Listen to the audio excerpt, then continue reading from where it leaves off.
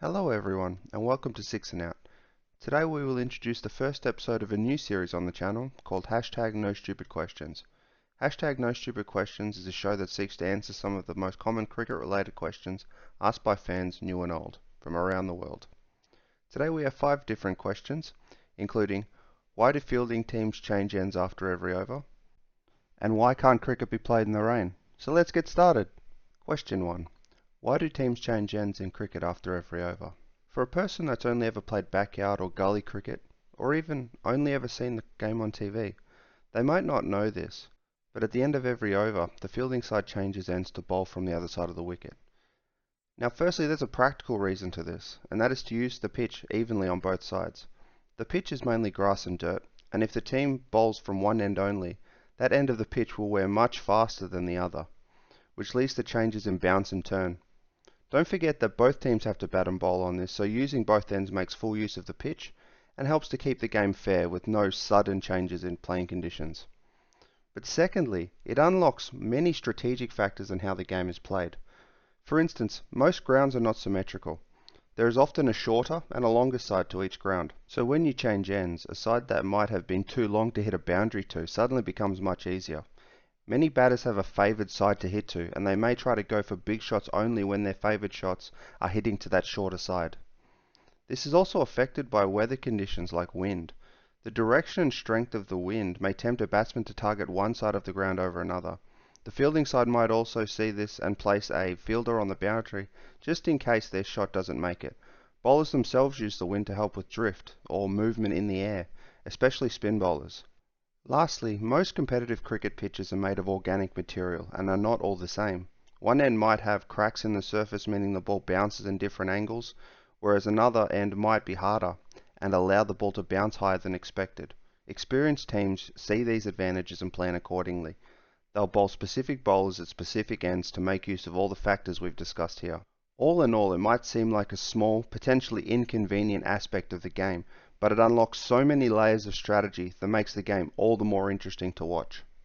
Question 2. Why do cricket players rub the ball so much?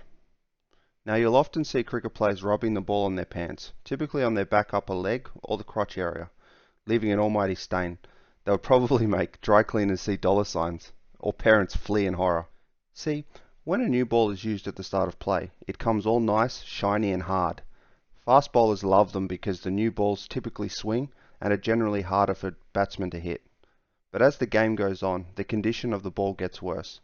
With every hit of the ball off the bat and bounce off the pitch, it gets more scuffs on it. The ball gets softer and does not swing as much. It might even go out of shape. So to try and preserve the condition of the ball from the start of play, the fielding side will choose one side of the ball and regularly rub on it, seeking to maintain the shine on that side of the ball. Players often put sweat, or, until the COVID pandemic stopped it, saliva onto the ball to help in this process, similar to what you would see with an old spit polish on a leather shoe. But the real question is, what is the point of this? Well, it's about the bowling side keeping an advantage in the game. As the ball gets older, it often gets easier to hit and for the batting side to score runs. And if the ball is preserved properly, it might be able to swing for longer towards the shiny side of the ball. In some conditions, the ball may even swing towards the non-shiny side in what's known as reverse swing. Bowling sides have been using this trick for decades. Some have even gone further in their treatment of the ball to gain an advantage. But that's for another video. Question 3. Why do Test cricketers wear white clothing? There's 3 widely known reasons for this. 1. Test cricket is played over multiple days in very hot conditions. The white reflects the heat from the sun and keeps the players cool. Reason 2 is, visually, it contrasts well with the green grass and the blue sky. But reason 3 is perhaps the most profound of all, and that is that historically, white clothing has been the uniform of Test cricket. It's a part of cricket's rich history and tradition, and for the viewer, it easily identifies the type of cricket that is being played. Question 4 is, why are there different coloured cricket balls? Now, different coloured cricket balls are all about visibility and safety. The ball is hard, and if it hits you at speed, it can hurt, trust me. The different colours allow for a better contrast with the environment so that the players can see the ball.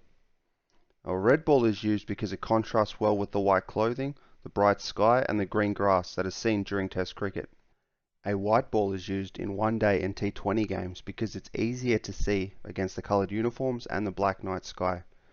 A pink ball is used as a trade-off between the two during day-night test games. There's even a yellow ball that is softer and used in indoor cricket for much the same reasons. Question 5 is, why can't cricket be played in the rain? Cricket is designed to be played in dry weather. Many things that make the game what it is because of this dry weather. The ball bouncing off the pitch, the ball racing off the bat to the boundary, the dry grass wicket, the fans that are sunburnt tomato red in the crowd. All of these things go away when you introduce water. The ball stops bouncing because the ball becomes waterlogged. The ball doesn't roll to the boundary because the outfield's waterlogged. The dry grass wicket now becomes a massive mud puddle. And the sunburn? The sunburn stays. Sorry. While TV often cuts away at these times, and us fans curse under our breath, it's amazing to see the ground staff work so quickly, showing feats of engineering and sheer manpower to make sure that the game can still be played after the rain subsides. And on that note, that wraps up this episode of #NoStupidQuestions. I hope you found this video interesting and that you can share some of this information with other people. If you would like to see more episodes like this, or even have some of your own questions that you would like answering, please leave them in the comment section below. Perhaps even consider subscribing to the channel. I appreciate all of your input. Now there will be plenty more videos on the way, but for now, take care and I'll see you soon.